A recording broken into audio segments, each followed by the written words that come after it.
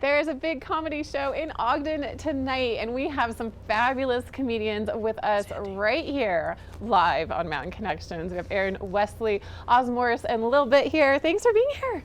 Thank you. Thanks for having us. Thanks for having us. Lil Bit wanted to tell you something. Oh, it's actually in Sandy, not Ogden. It's in Sandy. Yes. Thank you so much we just for. wanted to clear that up. So yeah, tell us about the show. We want to make sure we don't miss out.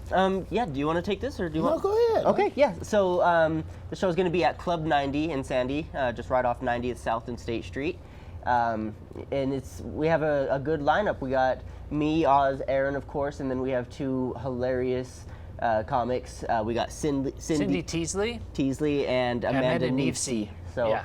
It's going to be a great show. We're expecting a good turnout, and you're gonna run out of money before we run out of funny. Stolen straight from Aaron.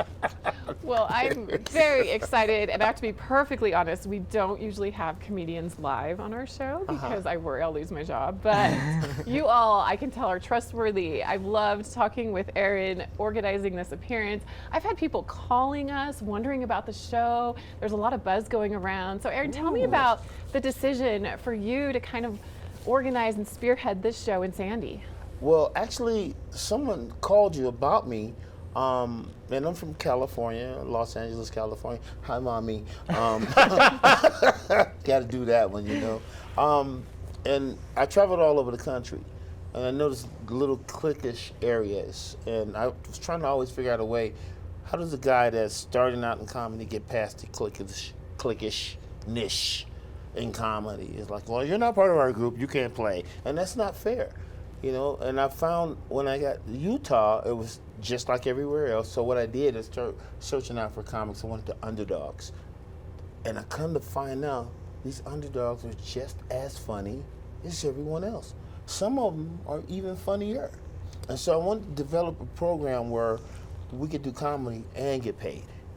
Instead of coming here and like, well, I'm Aaron Wesley, I'm gonna get all the jobs and get all the money. I'm like, no. Let's other comics work with me, get booked, make some money, see what it feels like to travel. Like Oz. I took Oz to Compton, California. This dude in Oz Compton. is Mormon. And what I like about Oz is Oz allowed me to ask questions about his religion. Because we hate that. But it was cool because he answered my questions. But what was really spectacular is when he got to Compton, his wife was like, oh my God, he's not gonna come back. And he came back because he went down and he stayed true to who he was.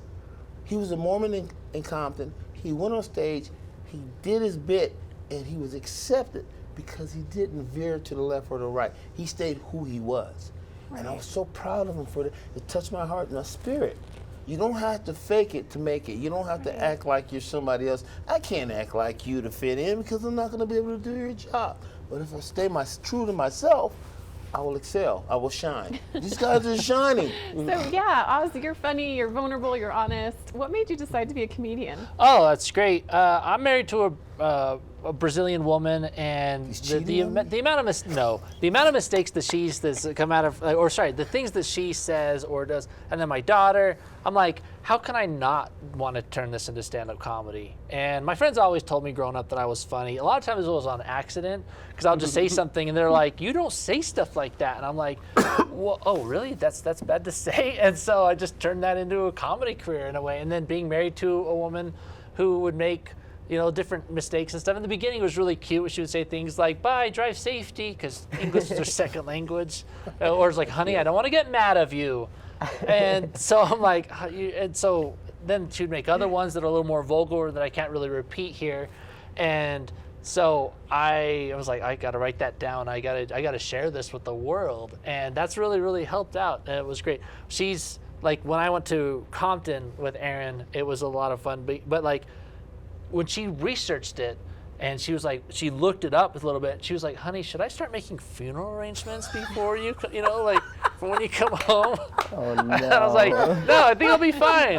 We're at the hotel lobby, and there was this guy who was laughing at me, and he's also black, and he's just like, you're gonna perform comedy in Compton. I'm like, dude, I'll be okay just as long as they don't wear any of the colors. And Aaron goes, dude, you're already the wrong color. And it worked out. Yeah, a little bit. I love your name. I actually had a good friend in high school whose nickname was Lil Bit. How did you get your name? So that's actually my grandma and grandpa on my mom's side. They called me Lil Bit when I was a baby, and when I found that out, I was just like, I like that. It's, you know, it has a bit of sentimentality to it, so I'm going to bring that with me on the stage, and so it's just been my name ever since. Well, she was fierce, an incredible athlete, very determined. Tell me a little more about why you're a comedian and kind of your style. Yeah, no, definitely. So I think my passion for comedy started back in 2013. I was in 8th grade at the time, and I went over to a friend's house, and he showed me Gabriel Iglesias' Hot and Fluffy. And that was my very first experience with comedy, and you know, obviously he's a funny guy. I was on the bed just laughing hysterically the whole time. And then, you know, a couple of years later, I start high school, and me and my older brother start staying up way past our bedtime watching Kevin Hart's specials on Netflix and getting in trouble by our dad because he hears us downstairs laughing too loud. And I've always been the kind of person where I love making people smile. I love making people laugh and bringing brightness to everyone's day. And so once I graduated high school, I finally came out of my shell and was able to be more myself. And it's just been going ever since. Love it. Aaron, what got you into this industry? My nickname, it wasn't me. I love comedy. I always have. When I was a little boy, my parents would have discussions because my dad would walk in the room and be like, don't talk. Because if I get 60 seconds, you weren't going to whip me. You'd be too busy laughing. So my mother was kind of like a terrorist because she'd just come in and get me while I was asleep. I was like, well, hey, what you doing? Stop that. She was a terrorist. I was calling the police on you. And she hit me with the phone. She says, is it ringing? I was like, so. I love comedy. I've always found laughter. But in 2007, my son had passed away. Andrew, rest in peace. He made me laugh, and I remember one time he would tell me, he says, Dad, sometimes when you come in and you're hollering and you're mad, and I can't tell if you're joking or not. I go, if I come out the room with no clothes on and a shotgun, you hear this noise, you might want to take me serious. And we just fell out laughing. And so comedy is used for me in the family and interacting with anyone else because I can use humor to keep peace. I drive a bus for UTA, so I'd rather have you get on the bus and leave laughing instead of get on the bus and leave in handcuffs. Right. We build relationships. That's what we do constantly as comedians. Yeah. We're constantly building relationships. A lot of people say fan base. I don't want a fan base. I want relationships. They're everlasting. Like, I will know you forever. We will be friends forever unless you eat up all the donuts. Yes, thank you. You got those for her. Well, that's for the whole I want to crew. make sure, because we only have about 10 seconds left. Go Oz, ahead. the pressure is on you. Yes. Tell us where the show is, how we can get tickets, how we can come and see you all. The show is at Club 90 in Sandy, not Ogden. And you can get the show on Eventbrite. Look for the Game Comedy Show at Sandy in Club 90 tonight at 8 o'clock. Hope to see you there.